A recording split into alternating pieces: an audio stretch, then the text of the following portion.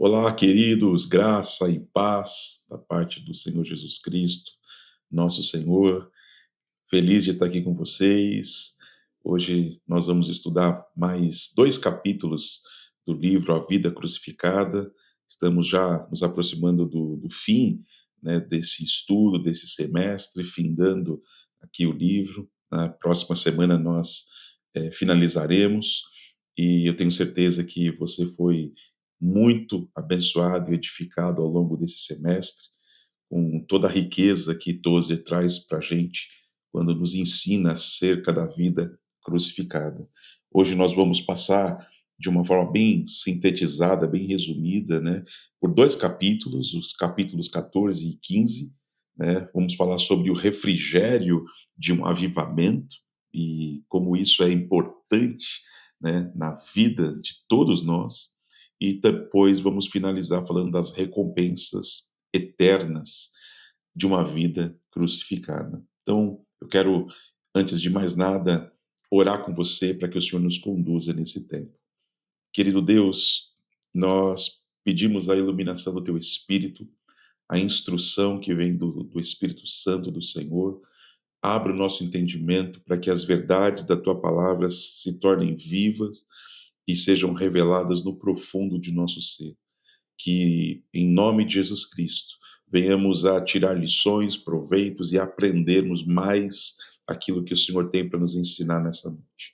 Abençoa cada pequeno grupo, cada participante, cada um que tem debruçado para aprender mais e verdadeiramente viver uma vida crucificada, que é a vida que o Senhor tem para todo aquele que o Senhor resgatou quando verteu seu sangue na cruz do Calvário. Conduz-nos, ó Deus. É a oração que pedimos em nome de Jesus. Amém. Glória a Deus, queridos.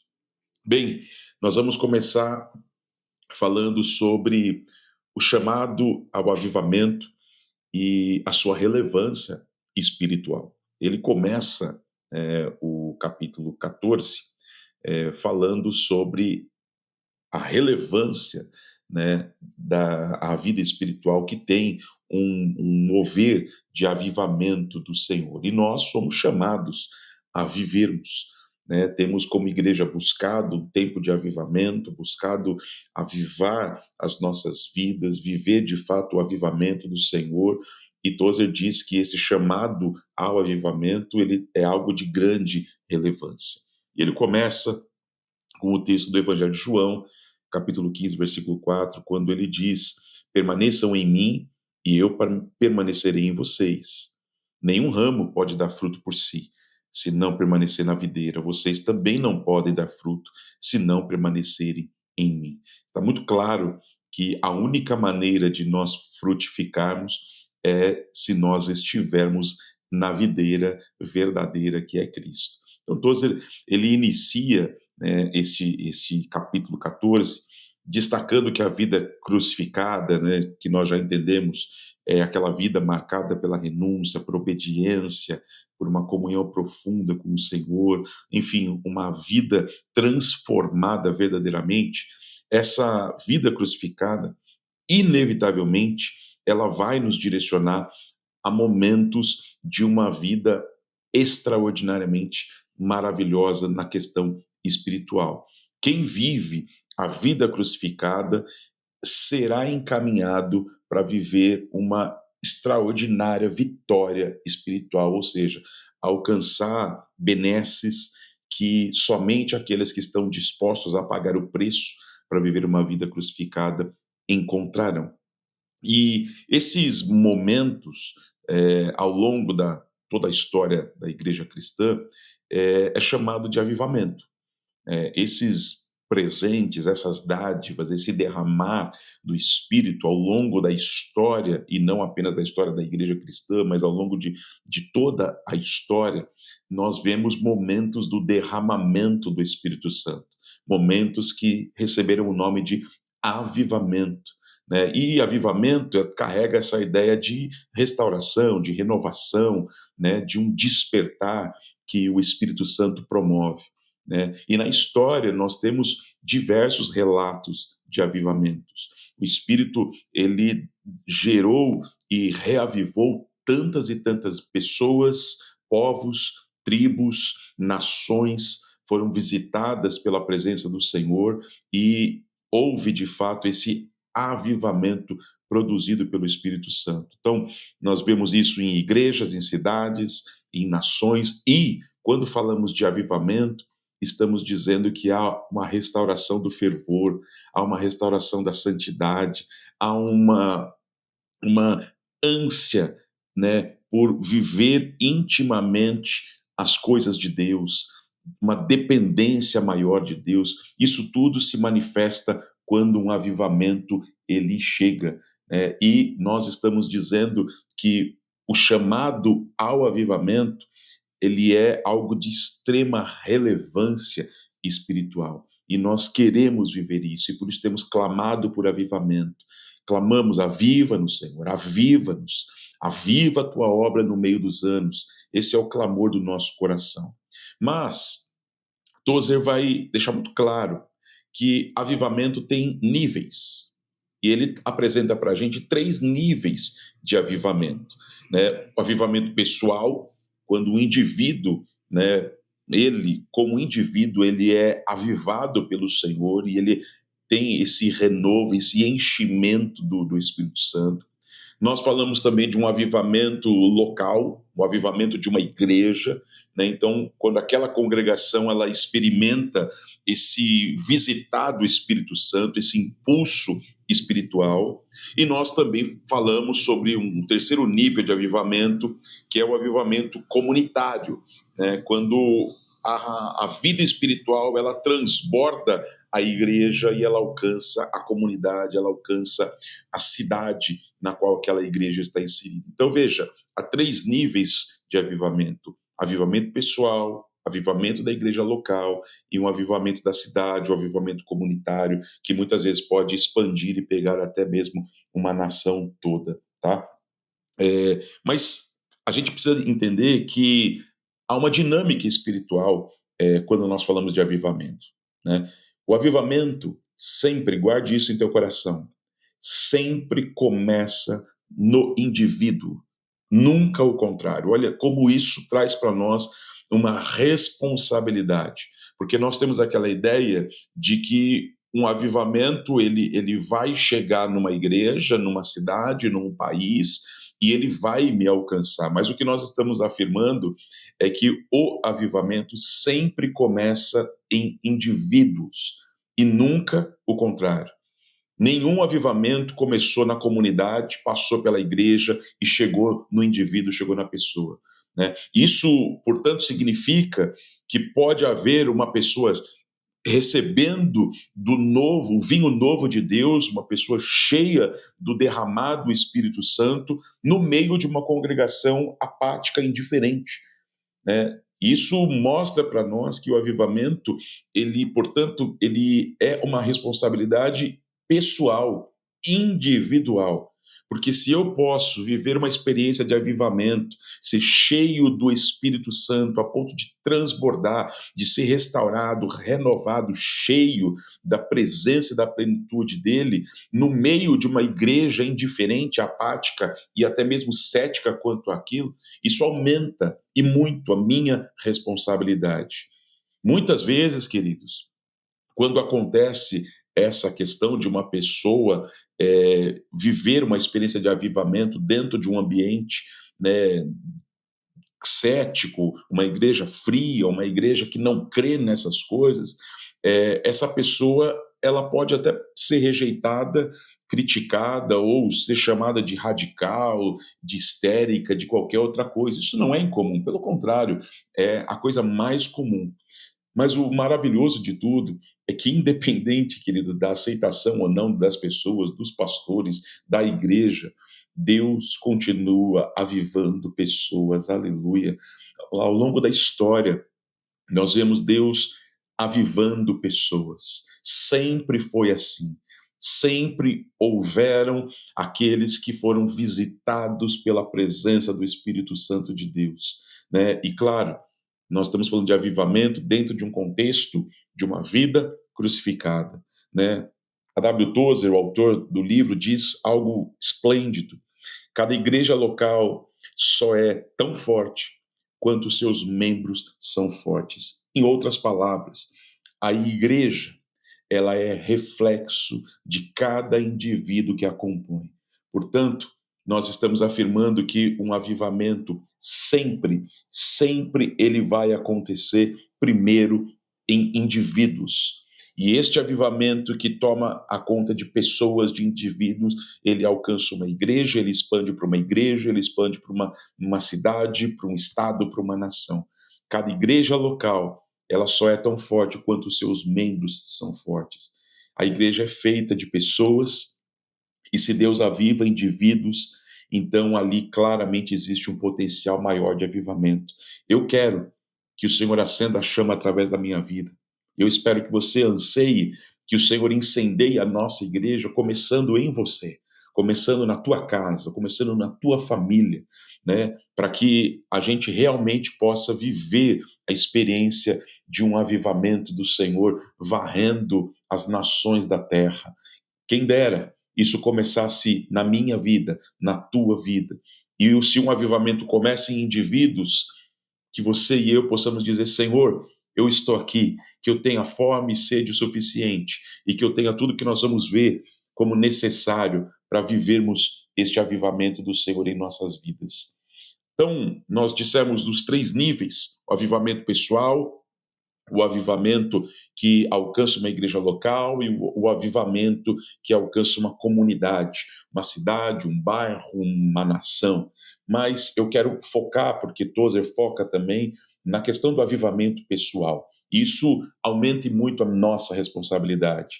Tozer compara um avivamento pessoal à recuperação de um enfermo debilitado, né, que volta à sua vitalidade plena, né? Ele também faz uma comparação com uma bateria descarregada que, depois de receber carga, ela volta à sua carga máxima, ou seja, toda a sua potência. O avivamento faz isso. Avivamento é um sopro do Espírito Santo, é um sopro de vida espiritual, é uma energia divina que reacende nosso coração, nossa paixão, nosso temor, nosso desejo de viver uma vida consagrada, separada para o Senhor. É isso que o avivamento produz e nós precisamos de avivamento nos nossos dias. Todas as sociedades e em todas as eras sempre precisaram. Nós precisamos também de um avivamento.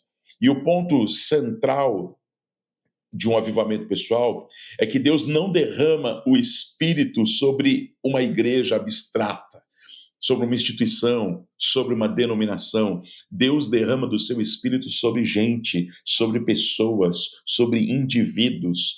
Portanto, a igreja só pode ser renovada quando seus membros forem renovados, quando cada indivíduo for tocado individualmente.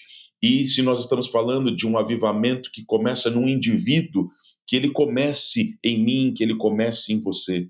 Tozer, ele afirma que mesmo que nós pertençamos a uma congregação, a uma denominação fria, incrédula, ele chega até a dizer morta, né? Aquela pessoa pode experimentar tudo que Deus tem para ela. Veja que coisa, queridos. Não é a sua igreja, não é a sua denominação, não é isso que define se você vai ou não viver a plenitude do derramado Espírito Santo de Deus na sua vida. Ventos de avivamento não estão presos a uma igreja, a uma cidade, a uma liturgia. Tudo isso depende de indivíduos, de corações sedentos, né? De arrependimento que é gerado, contrição, e o Espírito Santo começa a se mover com poder. A W. Tozer vai dizer para a gente da própria história dele. Ele, quando jovem, experimentou um tempo de avivamento de Deus, né, um mover muito profundo do Espírito Santo na sua vida, mas a sua igreja não andou com ele nisso. E não apenas não andou, como rejeitou, não aprovou, e ele foi convidado a sair da igreja. Veja, o que Tozer viveu é o que muita gente vive. Né? Quando dentro de um ambiente que rejeita o poder, rejeita as manifestações do Espírito, é provável que isso aconteça. né? Mas o que ele está dizendo é que mesmo você estando num ambiente frio, morno, ou até mesmo morto, o Espírito Santo pode te visitar porque ele não depende de uma instituição, de uma denominação. O Espírito Santo, ele sopra ventos de avivamento sobre pessoas, e onde houver um coração sedento por ele, ele está pronto para derramar sobre essa pessoa. Então, Tozer, mesmo sendo expulso da sua igreja, Deus continuou a agir na vida dele de maneira poderosa e profunda, né? A história bíblica e a história da igreja, né, de alguma maneira, elas estão repletas de exemplos de indivíduos solitários que buscaram a Deus, e a partir dessa busca, Deus iniciou grandes despertamentos, queridos.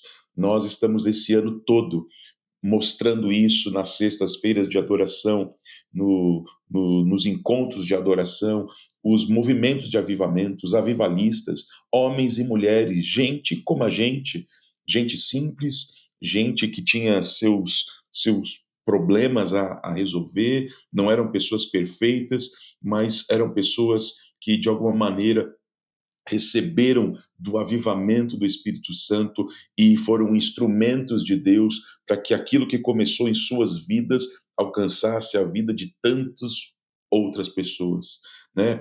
E nós estamos falando de pessoas que oraram em cavernas, pessoas que oraram em campos, em montes, em celeiros, né? Em igrejas vazias, homens e mulheres que levaram Deus a sério, mesmo quando ninguém mais os levava, né? William Seymour, nós podemos falar, enfim, sobre os irmãos Wesley, sobre tantos e tantos e tantos homens e mulheres de Deus, né, que viveram isso, que ousaram a crer e a provar e experimentar tudo aquilo que Deus tem e levaram isso adiante, querido. Então, fica para nós, se o avivamento começa no indivíduo, como ter um avivamento pessoal? Porque isso aumentou minha responsabilidade. Como ter um avivamento na minha vida?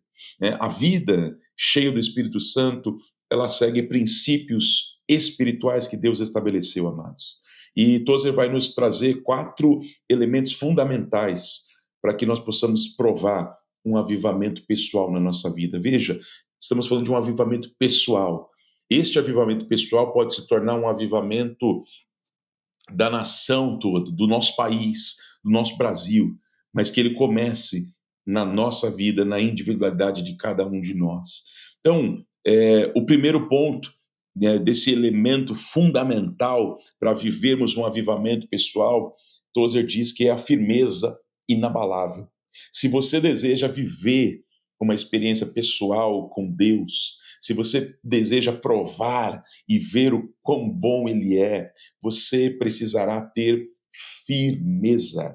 Na nossa jornada de vida cristã, querido, vão aparecer distrações, críticas, resistências, tentações, gente fazendo você perder o foco, desanimar. Mas se você não permanecer firme e inabalável, você vai olhar para trás. Você vai desistir no meio do caminho. Nós não podemos fazer como fez a mulher de Ló. Nós não podemos pôr a mão no arado e olhar para trás. Se nós queremos ter um avivamento pessoal, seja firme como uma rocha, firmeza inabalável. Avivamento não acontece em corações indecisos. Decida crer que Deus é o mesmo ontem, hoje e para sempre, que o Deus que visitou, visita e visitará os nossos filhos e netos para frente, queridos. Deus tem coisas novas para nós.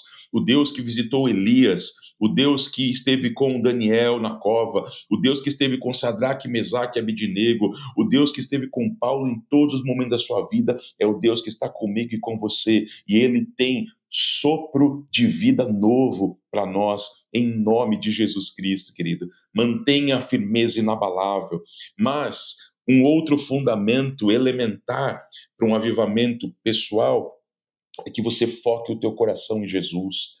Quando o nosso coração está em Cristo, nós caminhamos por onde Ele conduz. Caminhamos, na verdade, por Cristo, porque Ele é o caminho. E nós não apenas caminhamos em Cristo neste caminho, mas nós caminhamos na verdade. Cristo é a verdade. Nós ouvimos ontem, Davi, que essa mensagem, ele é o caminho, ele é a verdade, ele é a vida. Então foque o teu coração em Jesus, porque você vai caminhar por onde ele está te conduzindo.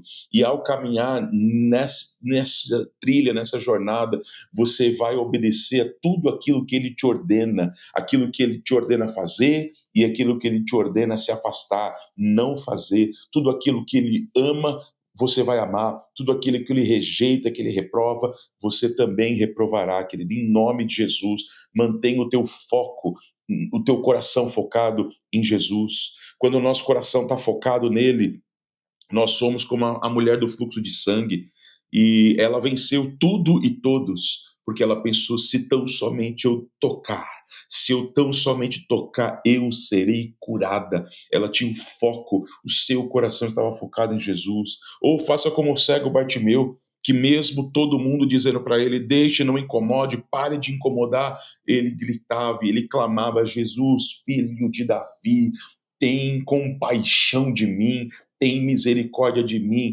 E ele foi atendido, ele recebeu a cura, ele recebeu o olhar e a atenção de Jesus, porque o seu coração obstinado estava focado em Jesus. Que nós possamos verdadeiramente ter esses elementos em nossa vida, uma firmeza inabalável, o coração focado em Jesus, queridos. Que a gente possa submeter a nossa vida ao escrutínio, ao exame do Senhor. Um avivamento verdadeiro exige uma vida transparente, transparência espiritual, queridos. Se nós queremos de fato ter um avivamento na nossa vida, nós precisamos aprender a expor a nossa vida diante do Senhor. Não há nada oculto que o Senhor não conheça. E nós precisamos, de fato, apresentar a nossa vida com completa e total transparência, né? E nós fazemos isso, nós submetemos a nossa vida ao escrutínio, ao exame do Senhor, através da oração, e oração sincera, através da meditação na palavra, através da obediência, através da confissão de pecados, algo que tem sido tão esquecido, né? A necessidade de confessarmos os nossos pecados. E Tozer coloca um ponto a mais: a restituição, né? E ele põe uma ênfase sobre este último ponto, a restituição, como uma prática bíblica que está sendo de alguma maneira escanteada, esquecida, né? Restituir é corrigir as injustiças cometidas contra as pessoas, devolver o que foi roubado, o que foi tomado, reparar os danos causados, né? Tozer, ele nos lembra que em todo o Antigo Testamento isso era uma prática comum. Isso foi reafirmado na própria história de Zaqueu, quando ele se comprometeu com o Senhor de restituir, de corrigir as injustiças cometidas contra as pessoas. Muitas vezes nós achamos que basta orarmos, basta, enfim, lermos a palavra ou simplesmente confessarmos os nossos pecados, mas nós não podemos nos esquecer que nós precisamos restituir, corrigir as injustiças que nós cometemos contra as pessoas. Se você falou mal de alguém, se você tomou alguma coisa de alguém, se você de alguma maneira prejudicou alguém, restitua, corrija a injustiça, porque isso é fundamental para que você viva um avivamento pessoal na sua vida, né? E o quarto fundamento que ele coloca para vivermos um avivamento pessoal são afirmações santas diante de Deus, né? Ele vai dizer para nós que algumas declarações espirituais, elas transformam a nossa vida e elas abrem como que um caminho, elas pavimentam um caminho para um avivamento espiritual. E quando nós falamos de afirmações santas, né, nós estamos dizendo que a nossa boca, a nossa vida, e não apenas os nossos lábios, precisam declarar que tudo o que temos e somos pertence ao Senhor e não pode ser de boca para fora. Que você decida nunca se defender, mas deixe que o Senhor te defenda, deixe que Ele lute as suas batalhas. Decida nunca difamar um irmão, né? Nem que você ficar com prejuízo, não aceite a difamação de um irmão teu, não acredite na difamação que alguém está fazendo de outro irmão para você, isso chama fofoca. Decida nunca aceitar glória para si, porque a glória pertence exclusivamente ao Senhor. Faça, portanto, afirmações santas diante de Deus, querido, porque tudo isso pavimenta um caminho para que o avivamento, para que esse enchimento do Espírito Santo alcance a tua vida como indivíduo, esse avivamento pessoal que Deus deseja operar na minha e na tua vida, em nome de Jesus Cristo. E aí a pergunta que nos fica é: por que buscar um avivamento pessoal? Né? Qual que é o sentido disso? E é interessante que Tozer vai contar, né, quem leu o livro, eu não tenho tempo aqui, até porque nós estamos tratando de 2 capítulos, mas quem leu o livro viu ele contar uma história muito impactante de um minerador, e ele diz um minerador loiro fugia, né, do padrão dos mineradores, e isso aconteceu na cidade de Despard, em West Virginia, e Tozer conta que ele e outros pregadores estavam ali numa conferência evangelística nessa cidade, e ali era uma região muito simples de gente trabalhadora, né, principalmente de mineradores, e Tozer e alguns outros pregadores estavam ali numa uma série, né, de conferências, de cultos evangelísticos, com o objetivo mesmo de buscar um avivamento de Deus, um mover do Espírito Santo naquela cidade. Mas Tozer conta que vários encontros, né, haviam já acontecido e não havia progresso, né? Não acontecia aquilo que se esperava, havia uma rigidez, e como que se o céu estivesse fechado, né? Havia como que um clima espiritualmente travado, como se tivesse sabe, uma nuvem que impedisse o derramar e o fluir de Deus naquele lugar, né? Ele menciona que é, aquela cidade ela era coberta por uma espécie de apatia, né? E isso entristecia muito ele. E aí o que aconteceu é que este minerador loiro, num dos cultos que Tozer está ali pregando, ele ouve a palavra, ele recebe a palavra, veja, a cidade não recebe, a igreja não está recebendo, há um ambiente de indiferença, de apatia, né? Um ambiente, sabe, estéril espiritualmente falando, mas este minerador, ele recebe aquela palavra, ele decide, ele chega na casa dele e ele fala para a mulher dele: olha, amanhã eu não vou para a mina, eu vou tirar o dia para orar. E ele não vai para o trabalho, e ele, ao invés de ficar em casa descansando, sendo ele um homem de trabalho pesado, tudo, ele tira aquele dia para orar para que Deus visitasse aquela cidade, aquelas pessoas, aqueles mineradores, e ele se coloca ali diante do Senhor e ora, ora, ora, ora com toda intensidade, aquele dia inteiro ele abriu mão do seu trabalho por entender que Deus estava pedindo para ele alguma coisa, e ele separa aquele dia para clamar ao Senhor, né? No outro dia, ele vai para a mina e um acidente trágico, terrível, ceifa a vida daquele homem, né? E Tozer, impactado com tudo que aconteceu, com essa história, com a vida desse homem, talvez o único que respondeu ao que o Espírito Santo queria trazer, nós estamos falando por que buscar um avivamento pessoal, né? Ele traz isso para nós pensarmos, né? A gente não pode viver esperando tragédias para buscar Deus, né? Nós também não devemos ignorar os convites que o Espírito Santo faz para nós. Nós não sabemos quanto tempo nós temos, queridos, né? Não há nada mais precioso do que estar em comunhão com Deus. Um dia de busca pode marcar a nossa eternidade. E esse minerador, ele não sabia que era o último dia. Ele não sabia que ele não teria mais tempo, mais oportunidade para clamar, para invocar, para se colocar na brecha, para desejar, mas ele viveu o último dia dele desfrutando da doce presença do Espírito Santo de Deus. Ele viveu e ele provou um avivamento pessoal em sua vida. E no dia seguinte, ele foi morto tragicamente por um acidente na mina de carvão. Queridos, nós não sabemos quanto tempo nós temos. Às vezes a gente pensa assim, não, no ano que vem eu vou me comprometer mais, eu vou buscar mais. Não, agora eu preciso focar na minha faculdade, eu preciso fazer isso, mas quando eu tiver lá na frente, aí eu vou me dedicar mais ao Senhor. Nós não sabemos quanto tempo nós temos. A Bíblia diz: se hoje ouvirdes a voz do Senhor, não endureça o teu coração. Esse é o apelo e o clamor de Deus para nós. E por que nós devemos buscar um avivamento pessoal hoje? Porque nós não sabemos o que vai acontecer amanhã, querido.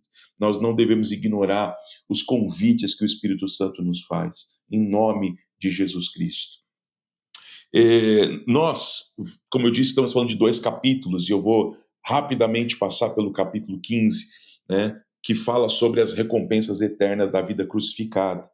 E embora esse capítulo fale sobre recompensa, né, preste atenção, todos ele está dizendo recompensas eternas, né? E Tozer já começa fazendo uma denúncia, né, de que há uma falsa ideia no meio da igreja, no meio dos crentes, né, de que a vida cristã, em especial aqui a vida crucificada, ou seja, uma vida cristã de verdade, ela é fácil, ela é leve, ela é cheia de recompensas, né, para aqui e para agora. Mas Tozer diz que além de ser falsa essa afirmação, ela é antibíblica, tá? Todos os homens de Deus enfrentaram dificuldades extremas. Os patriarcas, os profetas, os apóstolos, a igreja primitiva, né? Nós vemos quantos dos apóstolos foram martirizados, todos exceto um, né? Nós vemos nos primeiros séculos de igreja a grande perseguição dos cristãos, o sangue dos mártires. Então, é importante nós entendermos isso. Quem vive a vida crucificada, quem vive a vida cristã, quem vive a vida do Evangelho, não fica surpreso com provações, porque provações fazem parte da nossa jornada, queridos. Isso faz parte. O próprio Senhor Jesus diz: olha, no mundo tereis aflições, mas tem de bom ânimo, eu venci o mundo e vocês também vão vencer, porque o Senhor prometeu que estaria conosco todos os dias até a consumação dos séculos. Então, um cristão de verdade, genuíno, ele sabe que ele é estrangeiro aqui, né, que ele é um peregrino que está rumo à sua pátria celestial. E, portanto, como um peregrino, como um estrangeiro, ele não vive buscando um conforto excessivo neste mundo, porque o que ele deseja é estar em sua pátria. Eu não quero me acomodar de tal modo aqui, com tanto conforto, né, que eu não queira mais ir para a minha pátria. Pelo contrário, eu quero a minha pátria, eu almejo, eu sou peregrino, eu estou forasteiro por aqui. Então, Tozer vai dizer para nós sobre as dificuldades que nós enfrentamos na jornada ou no caminho, né? E ele traz 3 dificuldades: a distração, o desânimo e a provação. Tozer apresenta 3 categorias, né, de dificuldades: distração, desânimo e provação. A primeira, a distração. Então, a distração são aqueles problemas que desviam a mim e a você do nosso foco, né? E a gente vê isso na história de Israel, né, que foi distraído inúmeras vezes. E foi distraído como? Distraído quando tirou os olhos do foco, quando de alguma maneira foi atraído pelos ídolos, distraído quando permitiu que a murmuração tomasse conta deles, distraído quando fizeram aliança com os povos que o Senhor ordenara que não fizessem, distraídos pelo medo, distraídos pela rebeldia, distraídos por tantas e tantas coisas que nos distraem. E hoje nós também podemos, de alguma maneira, ser distraídos. Isso é uma das dificuldades que nós enfrentamos na nossa jornada. Cuidado com as distrações, porque distração desvia o coração e desalinha a jornada, querido. Nós precisamos ter atenção em relação a isso. Um segundo ponto uma segunda dificuldade que Tozer traz para nós, sobre as dificuldades da jornada, do caminho, é o desânimo, né. O desânimo pode fazer o crente duvidar até da salvação.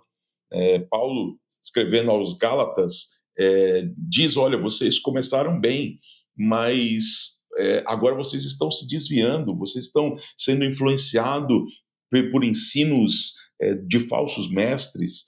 Né? Como que vocês começaram no espírito e agora vocês querem aperfeiçoar na carne, né? Quando aqueles judaizantes, de alguma maneira, estavam é, adicionando ao Evangelho de Cristo práticas que nada têm a ver com Cristo nem com a sua palavra, né? E isso causa desânimo, e o desânimo vai fazendo a gente perder de alguma maneira nosso foco, né? Que precisa nos manter ali com os nossos olhos fitos em Cristo. O desânimo, ele faz parte da jornada, ele é uma realidade, mas ele não é algo fatal se eu e você nos refugiarmos no Senhor todos os dias da nossa vida. Claro, em algum momento podemos estar batidos, mas não destruídos, querido. Nós podemos em algum momento sentir um desânimo vir sobre nós, mas se você fizer do Senhor o teu refúgio, a tua torre forte, eu posso te garantir que você não ficará desanimado por muito tempo. Ele vai te dar ânima, ele vai te encher de vida novamente, em nome de Jesus. Um terceiro, a dificuldade que nós enfrentamos, né, na jornada, no caminho, é a provação. Dificuldades, provas fazem parte da vida, e não deve ser surpresa para nós, querido. É, Paulo, escrevendo aos Coríntios, no capítulo 10, versículo 13, diz a palavra de Deus que Deus é fiel e ele não permitirá que nós sejamos tentados além do que possamos suportar. Então, sim, o Senhor nos permite passar por provações, mas a palavra dele também nos garante que ele não permitirá que nós sejamos tentados além do que nós podemos suportar. A maturidade espiritual de qualquer crente, ela é medida pela maneira que ele responde às provações. Nós precisamos aprender que na jornada nós passaremos por provações e nós precisamos ser provados para sermos aprovados em nome de Jesus Cristo, querido. Nós vemos na Bíblia, né, inúmeros exemplos, mas Tozer traz para nós o exemplo de Davi. Ele enfrentou tantos problemas, né, muitos com consequências ali do seu chamado. No Salmo 57, Davi reconhece o caos que ele está vivendo, mas ele não, de alguma maneira, não ignora a situação e também não transfere esse problema para outro. A coragem que ele teve diante de Golias mostra o caráter que foi forjado nele. Davi, ele não era um homem que confiava em si mesmo. Davi confiava no Senhor. Né? A luta com o gigante estabeleceu na vida dele um padrão de vida. E o padrão que ele tinha foi o que ele disse para o Senhor. Isso norteou a vida dele. A batalha pertence ao Senhor. Quando nós passamos por momentos difíceis, por provas, por lutas, nós precisamos, primeiro, lembrar em quem nós estamos refugiados, em quem nós nos escondemos, em quem nós confiamos, e este que nós confiamos é Senhor dos Senhores, Rei dos Reis, o Todo-Poderoso. A Ele pertence a batalha e Ele nunca perdeu uma só batalha. Paulo também. Paulo apresenta a nossa fraqueza como um ambiente, um cenário propício para que o Senhor manifeste seu poder e a sua força. Ele diz em 2 Coríntios 12, versículo 10: quando eu sou fraco, então é que eu sou forte, porque a nossa fraqueza ela abre espaço para que o Senhor se manifeste, para que haja uma intervenção divina na nossa pequenez. O inimigo, queridos, sempre tenta atacar nossos pontos fracos, mas Deus transforma esses pontos em lugar de manifestação da sua glória, da sua força, do seu poder e da sua majestade.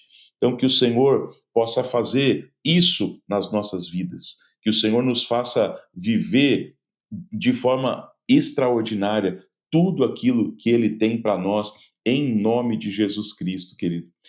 Há falsas soluções espirituais para as dificuldades, porque, como nós estamos falando, a vida cristã e a vida crucificada é uma vida que, sim, nós passamos por lutas, por provações, temos desafios, temos momentos de dor, momentos de preocupação, e há falsas soluções espirituais para as dificuldades, e são falsas. Quando passamos por momentos assim, né, pressão espiritual, tentação, ataque, é natural que a gente procure por soluções, faz parte do ser humano. O problema é que muitos cristãos acabam recorrendo a atalhos espirituais, a estratégias que parecem espirituais e fortes, mas que são enganosas, são ineficazes e são perigosas. Então, Tozer vai dizer para nós, por exemplo, sobre uma solução espiritual que é um problema, um atalho perigoso, né? Amarrar o inimigo, né? Uma postura da autoexaltação espiritual. Então tem muita gente que vive, está amarrado, eu repreendo, né? Eu declaro, eu amarro, eu jogo não sei o quê, né? E ele diz que muitos cristãos, quando enfrentam problemas espirituais, adotam uma postura de confronto direto com o diabo, né? E usam todas as expressões que eu mencionei aqui. E fique claro, queridos, que o problema não é resistir ao diabo. A Bíblia manda resistir ao diabo e ele vai fugir de nós. O problema é a postura com que isso é feito, né? Tozer diz que a postura, muitas vezes, é uma postura de arrogância, camuflada, né, que faz o cristão achar que é ele que detém o poder, que ele tem uma força, que em cada frase dessa há um poder mágico que faz com que Satanás saia correndo, né? Tem muito crente que não tem absolutamente nenhum nível de discernimento. Há uma total falta de discernimento.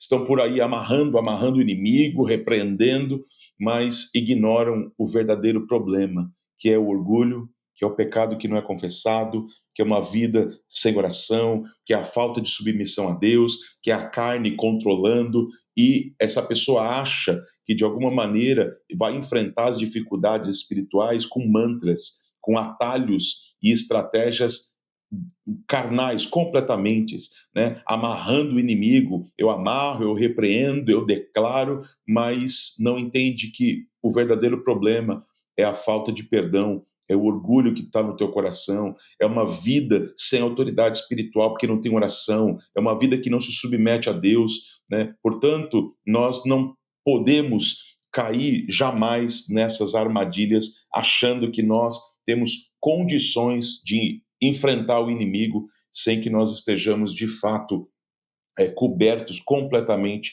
pela vida que Deus tem para cada um de nós.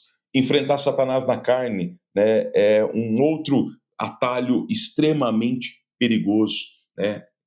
Tozer diz que essa é uma segunda falsa solução, né? Entrar num combate espiritual com Satanás por conta própria. Então, nós não devemos fugir do combate, como eu já disse, mas nós precisamos estar devidamente preparados para esse combate. E a Bíblia nos ordena que nós precisamos nos submeter a Deus, nós devemos revestir-nos de toda a armadura de Deus, nós devemos vigiar e orar, nós devemos resistir firmes às ciladas do inimigo, devemos resistir firme na fé. Então, nós não enfrentamos Satanás na carne com frases prontas, e isso precisa, de alguma maneira, estar latente no nosso entendimento em todos os momentos da nossa existência. Né? Um terceiro modo equivocado, né, é usar a Bíblia sem o Espírito. Tozer diz que é a espada de papel. Muita gente usa a Bíblia sem o Espírito, e é como você entrar numa batalha empunhando uma espada de papel. Satanás não teme o teu conhecimento bíblico, nem se você sabe recitar, enfim, muitos textos bíblicos de cor. Satanás conhece a Bíblia e teologia muito mais e muito melhor do que todos nós. Ele mesmo usou a Escritura na ocasião da tentação de Jesus. O diabo, ele não teme o que você diz, ele teme o que você vive. Então não adianta você declarar: maior é o que está em mim do que o que está no mundo, nenhuma arma prosperará contra mim. Não adianta você declarar: posso todas as coisas naquele que me fortalece, se a sua vida não estiver sujeita, submetida ao governo de Cristo. Essas declarações são lata vazia, são gritos, são meramente barulhos. E em nome de Jesus Cristo, que nós possamos entender que não é desta maneira que nós enfrentamos os dias de adversidade, o dia mau e muito menos o inimigo, né? A solução bíblica para as dificuldades da vida que nós enfrentamos, né? Tozer, por exemplo, vai usar o Salmo 57, um dos textos mais lindos, onde Davi reage a momentos muito difíceis que ele está enfrentando. No Salmo 57, Davi está numa caverna, está fugindo de Saul, um homem que o persegue injustamente, motivado por inveja, por ódio, ou seja, sua vida está correndo risco. Tá? E neste salmo, Davi nos apresenta uma solução bíblica para os momentos de muita dificuldade que nós enfrentamos. É neste contexto de perigo real que Davi está enfrentando, de perseguição, de enfim, pressão extrema, que ele nos enfrenta, nos ensina como enfrentamos os momentos difíceis. Davi diz: tem misericórdia de mim, ó Deus. Tem misericórdia de mim, pois em ti a minha alma se refugia. À sombra das tuas asas me abrigo, até que passem as calamidades. Então, Davi nos ensina que a solução bíblica para as nossas dificuldades, em primeiro lugar, refugie-se no Senhor, se esconda no Senhor. Peça para ele: tem misericórdia de mim, pois em ti a minha alma se refugia. À sombra das tuas asas eu me escondo, eu me abrigo. O Senhor é o teu refúgio, é a tua torre forte. É nele que nós enfrentamos as dificuldades da vida, as provações, as tentações, os momentos difíceis que todos nós passamos. Refugie-se em Deus, é o ensino de Davi para nós, enquanto passava ele por um momento extremamente difícil. E o segundo, depois de se refugiar em Deus, Davi nos ensina que nós devemos exaltar o nome do Senhor.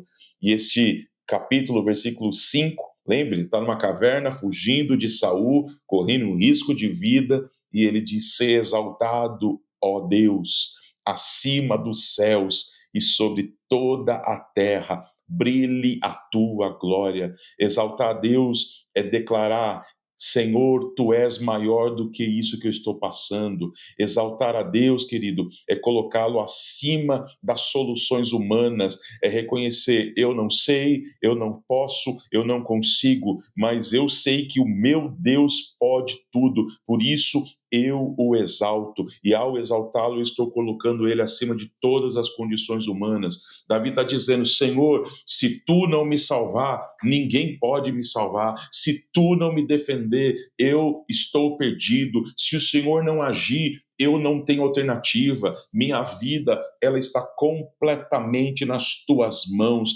É isso que Davi está mostrando para nós, queridos. É assim que nós enfrentamos as nossas dificuldades, refugiando-se no Senhor e exaltando o nome dele em todo o tempo. E assim Cristo Jesus há de ser glorificado em nós, em nome de Jesus. Que Deus abençoe rica e abundantemente a tua vida, querido.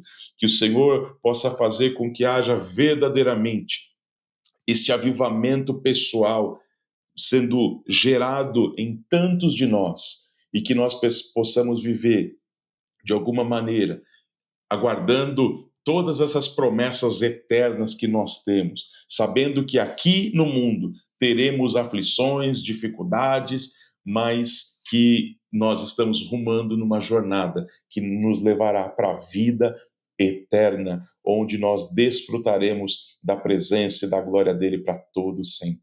Desejo que Deus te abençoe abundantemente. Peço perdão pelo tempo, 50 minutos, né? Mas enfim, tratar 2 capítulos era um grande desafio. Que Deus abençoe tua vida, que Deus abençoe teu pequeno grupo, que nós possamos continuar aprendendo mais e mais do Senhor, em nome de Jesus. Forte abraço e que a bênção e a presença gloriosa do Senhor seja derramado sobre cada um de vocês, em nome de Jesus.